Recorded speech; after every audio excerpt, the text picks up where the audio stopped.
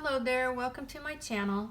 Today I'm going to do a review on the Temu handheld sewing machine, an honest review and a not sponsored review. But first I wanted to show my finished pocket letter that if you haven't seen the video before this, you can go watch that. I hadn't quite finished it. You always add stuff afterwards, and I wanted to embellish it some more, so I just wanted to show you real quick some of the embellishments that I ended up putting on it. I think it turned out super cute. So I ended up adding a rose to the rosette that I made, and I ended up adding this chipboard piece. Some of the things are on the outside and some of them are on the inside. This one is on the outside. That one I think I left pretty much the same.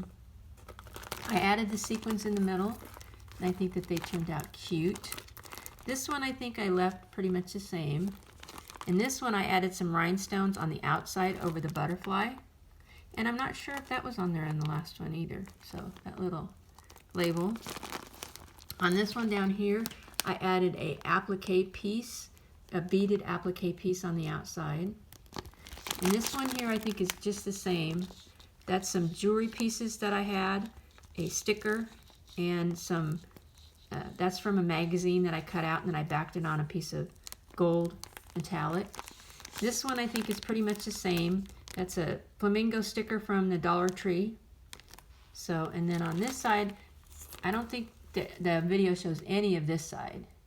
So, oh yeah, I wanted to show you on this side. I used the glitter paper from the Dollar Tree for the edging, and I punched out white cardstock to make that. And then I added a jewelry piece that I got at a garage sale, broken jewelry piece, and a little dangle charm that says love. There, it says love. Oops, there it says love. So hopefully I wasn't just out of frame there. And then I don't think you guys saw any of this side. So I added some puffy flowers from Temu and some words that you can find on my blog if you look, backed with some of the glitter paper from Dollar Tree. Stickers from Temu, from a magazine cut out, a die cut butterfly, that little gem piece is from Temu. That is a cutout from Temu sticker. I put some rhinestones on the outside of that one. And then this one down here is a little sticker from Temu, a die cut from Temu, and another little rhinestone from Temu. And then this bicycle is from the Dollar Tree. So I think it turned out really cute. So just wanted to show you that quick, and now I'll show you about the handheld sewing machine. So I'm not very good with sewing machines, and to be honest, I probably won't use this a ton. I might use it a little bit. It is kind of difficult to hold it and sew straight at the same time.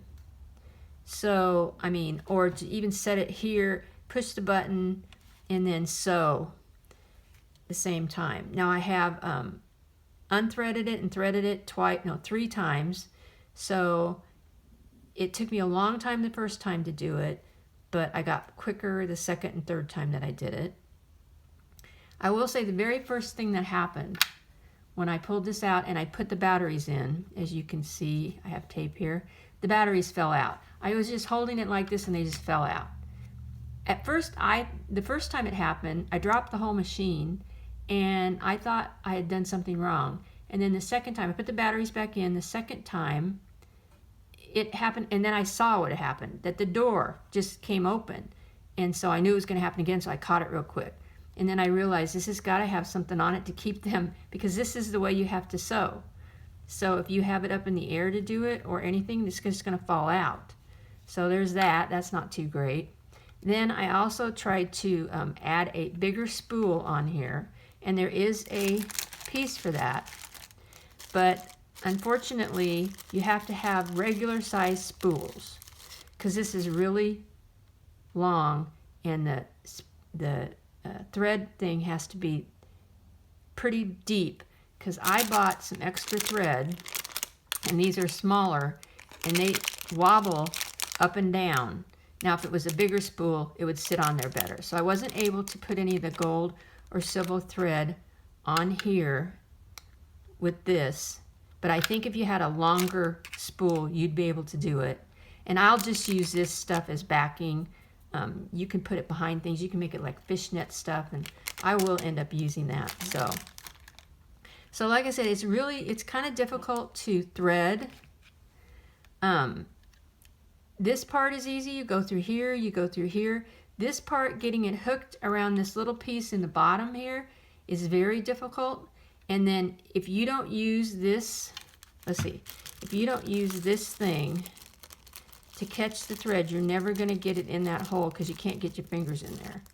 So this has a little hook on the end, and you stick it through the needle and you catch the thread and pull it through. So I finally figured that out, and that made it easier to get that thread because I was trying to thread it without this, and it was like really hard to come from behind here and get it in there. You can't. You can come from the front and get it in this way, which then messes everything up. So then I went ahead and I tried to sew a few things, and it's hard to keep things straight. And I mostly wanted this to make shaker cards out of either acrylic plastic fronts or this stuff, tulle. And then you would sew the top and you put your shaker bits in there. Or I wanted to make ruffles, paper ruffles. So you can see it's hard to keep it straight when you're holding this and pushing it at the same time and just trying to get it to go straight where you want it. Plus the fabric, this light fabric, it bunched up. I think if you had something heavier, it might work a little better. This did work. You know, it's not that it didn't work. It sewed it. So, you know, and I didn't have too much trouble turning. I had to make sure that the needle was down, and then I lifted up the bottom plate. I just turned it, and then it went that way. I don't think you could do anything real intricate, like some people are like going all the way around things and so on like that. I think it would be really hard because this doesn't have a flat surface to set on. You are sitting up in the air when you put this in there. So you have to either hold it up and you kind of feed it too as you're doing it. So it's not very easy to do it as you do like on a sewing machine. And then the last thing is it doesn't do ruffles at all because the ruffles have these edges here, and when you try to sew, it comes along and it catches the bottom of the paper and it undoes the ruffle. So I tried like 4 different times to get the paper ruffles to work, different ways, and it just kept catching the edges of this. As you were going along, it would catch it on the bottom here, it would catch it, and then it would unravel the thing that you folded up and were trying to sew. So there is my honest review. If you have any other questions about it, let me know and I'll answer them. To the best of my ability, I'm not an expert by this by any means. I would say that it's not too difficult to understand how to thread it. There is that. I think that for small things, like if you just wanted to close the top of something and just put a little line on it, might not be too bad. In fact, on my pocket letter, I kind of wanted to close the top of the sequin thing with some thread, but you couldn't ever get this would never fit to get up in that area like a sewing machine would. So that wasn't going to work.